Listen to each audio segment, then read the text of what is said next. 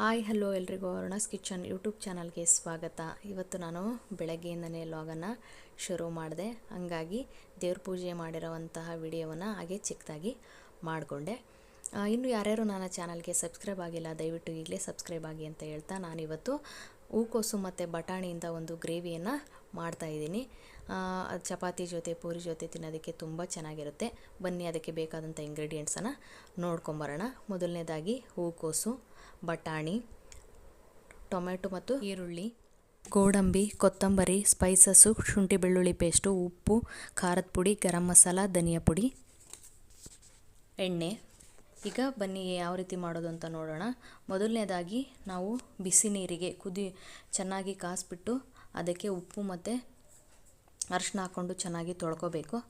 ಆಮೇಲೆ ಅದಕ್ಕೆ ಖಾರದ ಪುಡಿ, ಧನಿಯಾ ಪುಡಿ, ಗರಂ ಮಸಾಲ, ಉಪ್ಪು ಇದನ್ನೆಲ್ಲ ಚೆನ್ನಾಗಿ ಹಾಕ್ಕೊಂಡು ನಮಗೆ ಎಷ್ಟು ಬೇಕೋ ಅಷ್ಟು ಹಾಕ್ಕೊಂಡು ಅದನ್ನು ಚೆನ್ನಾಗಿ ಕಲಿಸ್ಕೊಂಡು ಒಂದು ಅರ್ಧ ಗಂಟೆ ನಾವು ಮ್ಯಾರಿನೇಟ್ ಮಾಡ್ಕೋಬೇಕು. ಮ್ಯಾರಿನೇಟ್ ಮಾಡ್ಕೊಳಕ್ಕಿಟ್ಟು ಇವಾಗ ನಾವು ಒಂದು ಅರ್ಧ ಗಂಟೆ ಆದಮೇಲೆ ಒಂದು ಬಾಣಲಿಗೆ ಎಣ್ಣೆ ಹಾಕಿ ಅದಕ್ಕೆ ಆ ಹೂಕೋಸನ್ನು ಮ್ಯಾರಿನೇಟ್ ಮಾಡಿರ್ತಕ್ಕಂಥ ಹೂಕೋಸನ್ನು ಅದಕ್ಕೆ ಹಾಕ್ಕೊಂಡು ಚೆನ್ನಾಗಿ ಐ ಫ್ಲೇಮಲ್ಲಿ ಅದನ್ನು ಫ್ರೈ ಮಾಡ್ಕೋಬೇಕು. ಒಂದೆರಡು ನಿಮಿಷ ಐ ಫ್ಲೇಮಲ್ಲಿ ಫ್ರೈ ಮಾಡ್ಕೊಂಡಾದಮೇಲೆ ಅದೇ ಕಡಾಯಿಗೆ ನಾನು ಒಂದು ಸ್ವಲ್ಪ ಎಣ್ಣೆ ಹಾಕ್ಕೊಂಡು ಇವಾಗ ರುಬ್ಬೋದಕ್ಕೆ ಏನು ಬೇಕು ಸ್ಪೈಸಸ್ ಹಾಕೋತಾ ಇದ್ದೀನಿ. ಸ್ಪೈಸಸ್ ಅಂದರೆ ಚಕ್ಕೆ, ಲವಂಗ, ಏಲಕ್ಕಿ, ಜೀರಿಗೆ ಮತ್ತು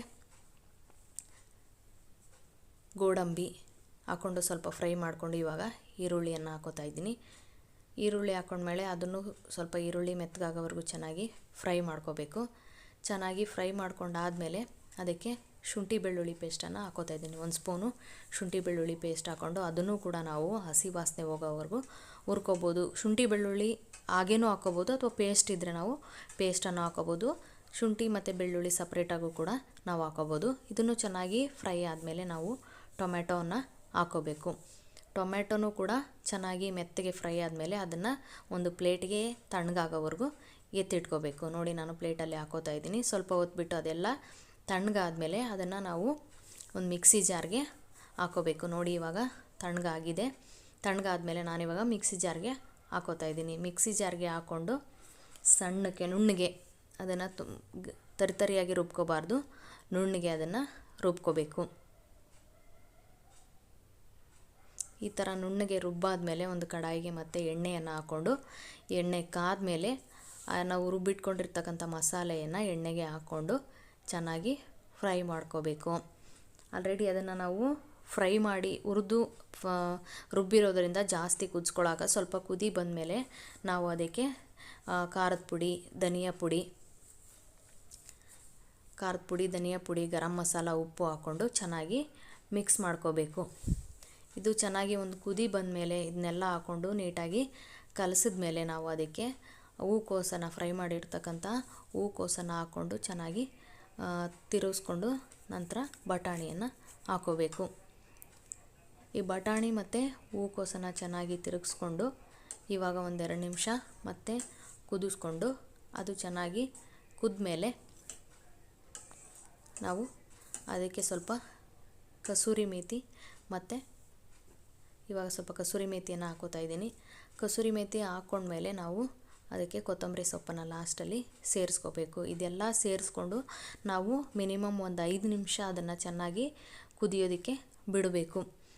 ಒಂದು 5 ನಿಮಿಷ ಚೆನ್ನಾಗಿ ಕುದ್ಮೇಲೆ ನೋಡಿ ಇವಾಗ ಚೆನ್ನಾಗಿ ತಿರುಗಿಸ್ಕೊತಾ ಇದ್ದೀನಿ. ಒಂದು 5 ಮಿನಿಟ್ ಕುದ್ದಾದಮೇಲೆ ನೋಡಿ ಎಷ್ಟು ಚೆನ್ನಾಗಿ ಎಲ್ಲ ಮಸಾಲೆ ನೀಟಾಗಿ ಹಿಡ್ಕೊಂಡಿದೆ, ಒಂದು ಹದಕ್ಕೆ ಬಂದಿದೆ.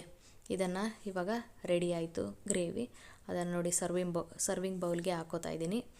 ಗ್ರೇವಿ ಅಂತೂ ನೀವು ಮನೇಲಿ ದಯವಿಟ್ಟು ಒಂದು ಸಾರಿ ಟ್ರೈ ಮಾಡಿ. ಟೇಸ್ಟ್ ಹೇಗಿತ್ತು ಅನ್ನೋದನ್ನು ದಯವಿಟ್ಟು ಕಮೆಂಟಲ್ಲಿ ತಿಳಿಸಿ. ತುಂಬಾ ಅಂದರೆ ತುಂಬಾ ಟೇಸ್ಟ್ ಆಗಿತ್ತು. ನೀವು ಕೂಡ ಮನೇಲಿ ಒಂದು ಸಾರಿ ಟ್ರೈ ಮಾಡಿ. ಚಪಾತಿ ಜೊತೆ ಪೂರಿ ಜೊತೆ ತಿನ್ನೋಕ್ಕಂತೂ ತುಂಬ ಅಂದರೆ ತುಂಬಾ ಚೆನ್ನಾಗಿರುತ್ತೆ. ದಯವಿಟ್ಟು ಟ್ರೈ ಮಾಡಿ. ಇನ್ನೂ ಯಾರ್ಯಾರು ನನ್ನ ಚಾನಲ್ಗೆ ಸಬ್ಸ್ಕ್ರೈಬ್ ಆಗಿಲ್ಲ ಈಗಲೇ ಸಬ್ಸ್ಕ್ರೈಬ್ ಆಗಿ ಅಂತ ಹೇಳ್ತಾ ಈ ವಿಡಿಯೋನ ಇಲ್ಲಿಗೆ ಎಂಡ್ ಮಾಡ್ತಾಯಿದ್ದೀನಿ. ಎಲ್ರಿಗೂ ಧನ್ಯವಾದಗಳು. ನಮಸ್ಕಾರ.